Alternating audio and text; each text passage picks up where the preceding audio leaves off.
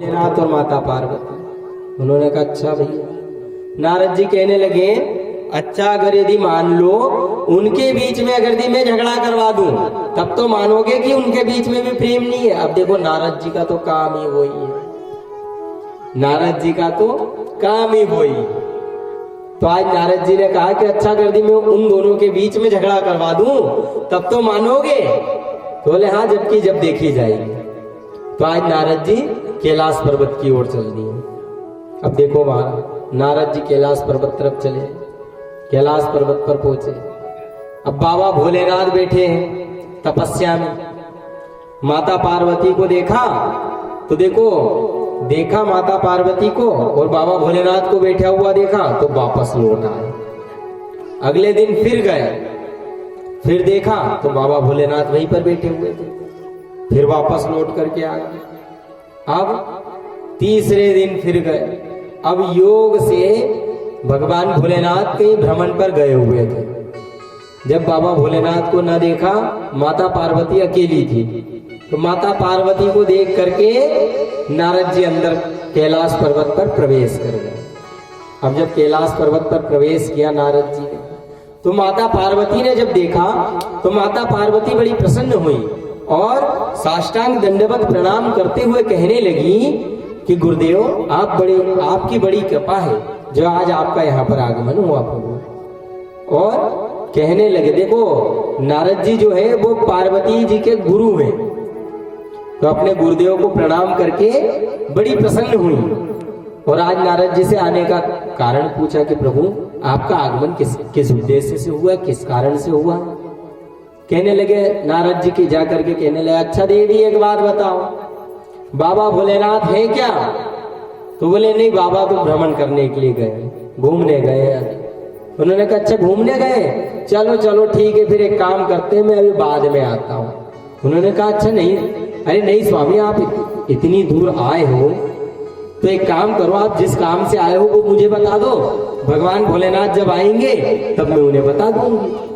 तो बोले नहीं देवी ये बहुत प्राइवेट बात है, बहुत पर्सनल बात है। उन्होंने कहा अच्छा भैया पर्सनल बात है।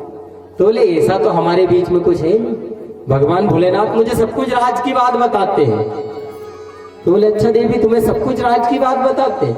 बोले हाँ बाबा भोलेनाथ मुझे सब कुछ राज की बात बताते हैं, ऐसा हमारे बीच में कोई पर्सनल नहीं है। महाराज नारद जी कहने लगे नहीं नहीं देवी, पति अपनी पत्नी से कोई ना कोई बात तो जरूर छुपाता है।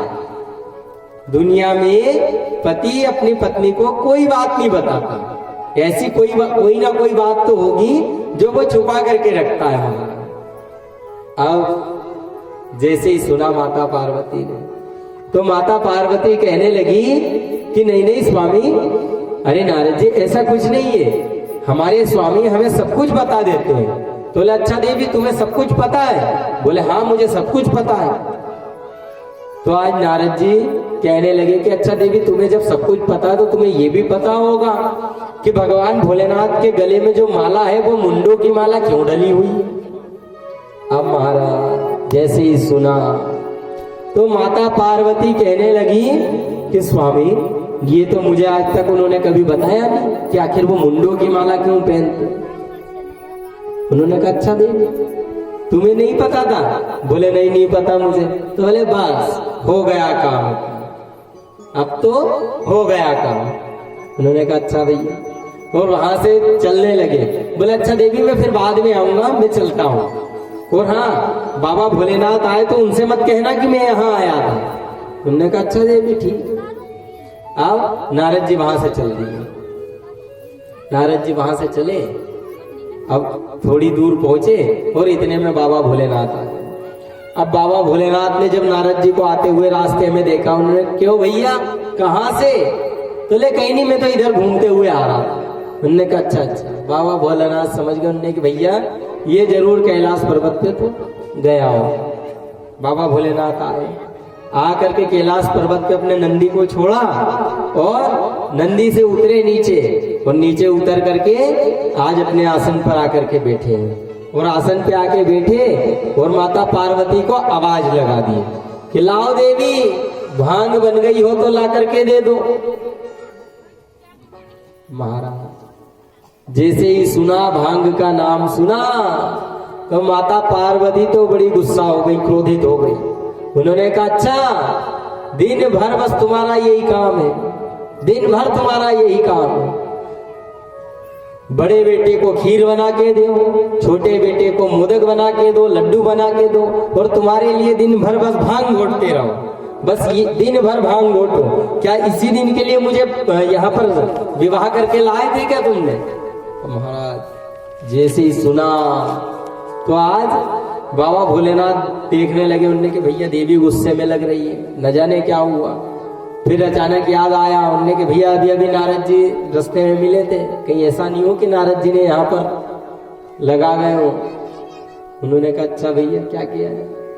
तो भगवान भोलेनाथ कहने लगे अच्छा देवी भांग घुट गई हो तो ले आओ, देर ना करो। माता पार्वती क्रोधित होके आई। उन्होंने कहा अच्छा तुमको समझ में आती है कुछ? तुम्हारे लिए दिन भर बस भांग घोटती रहूं, और कोई काम नहीं है मुझे? अब महाराज जैसे ही सुना तो आज माता पार्वती कहने लगी उनने कि तुम कुछ भी हो जाओ, मैं तो तुम्हें भांग नहीं दूंगी। उन्होंने कहा अच्छा। तो आज भगवान भोलेनाथ बड़े ही प्रेम से माता पार्वती से भांग मांग रहे हैं और कह रहे हैं कि देवी मुझे भांग दे दो। और माता पार्वती कह रही है कि मैं तुम्हें भांग नहीं दूंगी। और संतों ने बड़ा सुंदर सा वर्णन किया और कहा है कि भोला भांग तुम्हारी। माता पार्वती आज कह रही है बाबा भोलेनाथ से, अरे भोला भांग तुम्हारी नित घोटत घोटत हारी। हाँ भोला भांग तुम्हारी नित घोटत घोटत हारी। ओ मेरे दोनों हाथ दुखाए तेरी एक दिना की होए तो घोटो रोज न घोटी जाए। भोला भांग तुम्हारी घोटत घोटत हारी। अरे भोला भांग तुम्हारी घोटत घोटत हारी। मेरे दोनों दिना की होए तो घोटो रोज न घोटी जाए। भोला भांग तुम्हारी घोटत घोटत हारी।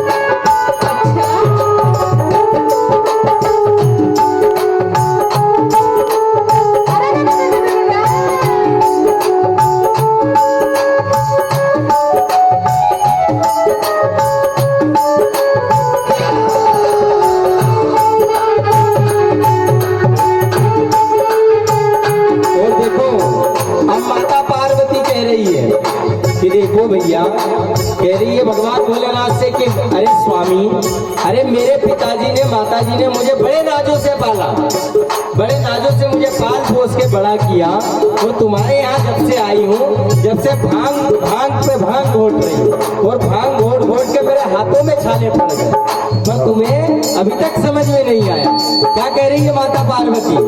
अरे नाजुक तन को नाज से पाला कैसे सहूं कसाले। नाजुक तन को नाज से पाला कैसे सहूं कसाले। नाजुक तन को नाज से पाला कैसे सहूं कसाले। नाजुक तन को नाज से पाला कैसे सहूं कसाले। और भांग तुम्हारी घोट घोट के हाथों में पड़ गए छाले। भांग तुम्हारी घोट घोट के हाथों में पड़ गए छाले। हाँ भांग तुम्हारी घोट घोट के हाथों में पड़ गए छाले। भांग तुम्हारी घोट घोट के हाथों में पड़ गए छाले। तेरी रोज रोज की अकड़ रे भोला। क्या कह रही है? हे बाबा भोलेनाथ, मुझे बार बार तुम भांग घोटने पर मजबूर मत किया करो। कह रही है कि तेरी रोज रोज सही न जाएगी। और देखो कह रही है माता पार्वती कि तेरी रोज रोज की अकड़ हमसे नहीं सही जाती, और अब आज के बाद में भांग नहीं घोटूंगी। भोला भांग तिहारी नित घोटत घोटत हारी, भोला भांग तिहारी घोटत घोटत हारी, मुझसे ना गोते जाए तेरे कृष्णा की भोला भांग तिहारी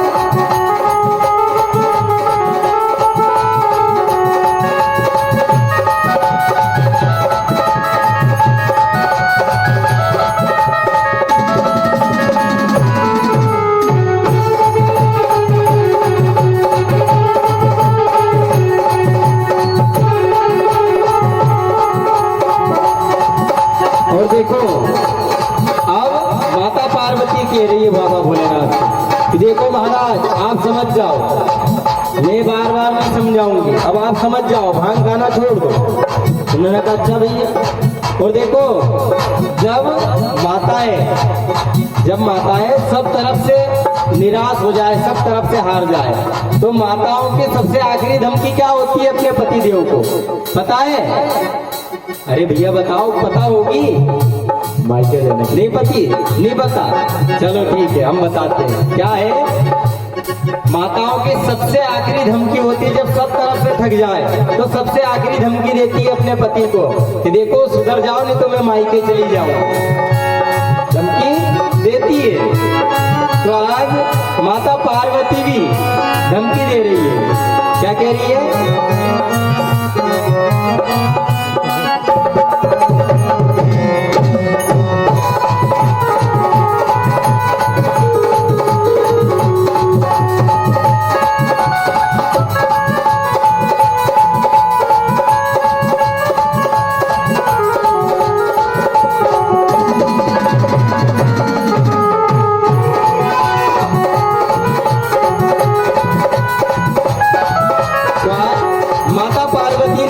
उस भांग खींचने वाले उस सिलबट्टे को पटक दिया नीचे और कह रही है अरे अलग पड़े, क्या कह रही है?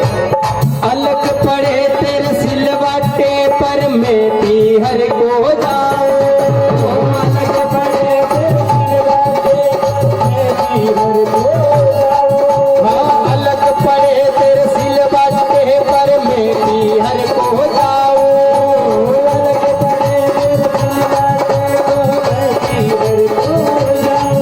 और जब तू पीना भांग छोड़ दे तभी लौट कर आओ,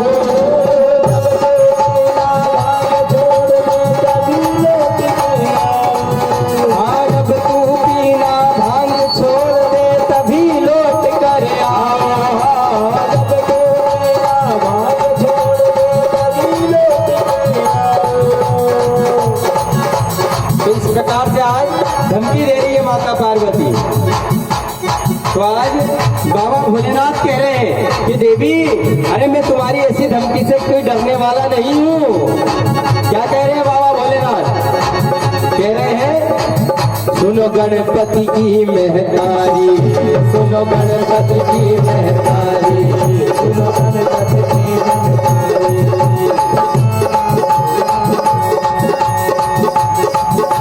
कह रहे हैं सुनो गणपति की महतारी, नित घोटो भांग हमारी, सुनो गणपति की महतारी, नित घोटो भांग हमारी, बिन भांग रहा ना जाए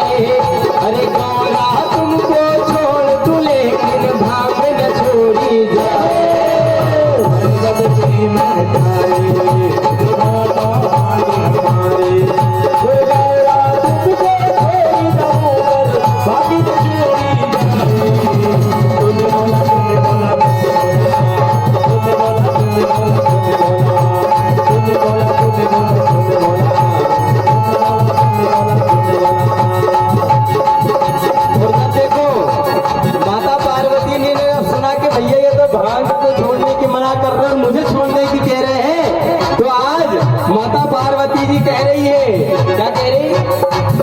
अरे शिव शंकर से कहे गवर जा सुन लो अर्ज हमारी, शिव शंकर से कहे गवर जा सुन लो अर्ज